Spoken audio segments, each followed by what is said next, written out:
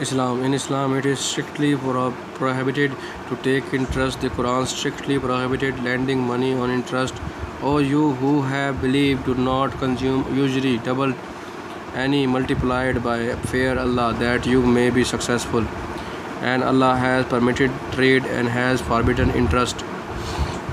Quran states that taking of interest and making money through the unethical means is not prohibited for Muslims only but were prohibited for earlier communities as well. Two verses.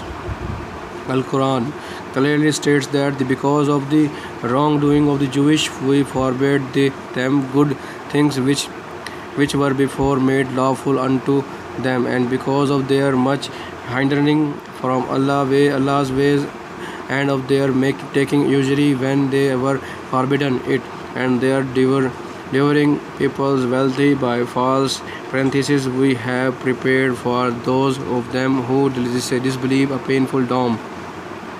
Riba is forbidden in Islam. Economic jurisprudence fiqh.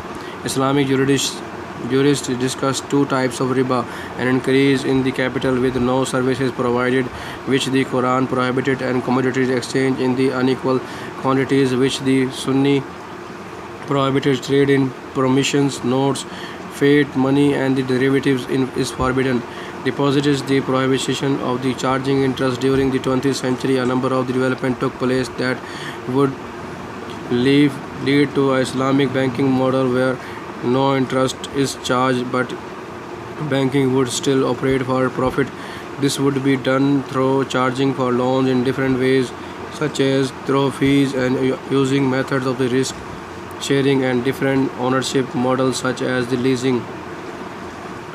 Medieval Europe banking in the modern sense of the word is traceable to medievals and early Renaissance Italy, to rich cities in the north such as the Florence, Venice, and Genoa.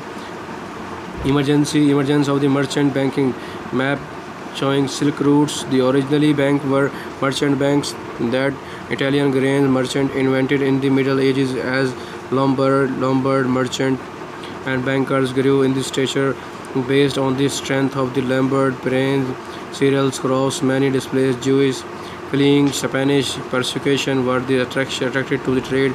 They brought with them ancient practices from the Middle and the Far East. Silk routes originally intended to the finance long trade journey. They applied these methods to the finance, grains production, and the trading. Jews could not hold land in Italy, so they entered the great trading piazzas and halls of the Lombardy alongside local traders and set up their branches to the trade in crops. They had one great advantage over the local Christians were the strictly forbidden to the sin of the usury defined as a lending at interest. Islam makes similar condemnation of usuries. The Jewish newcomers on the other hand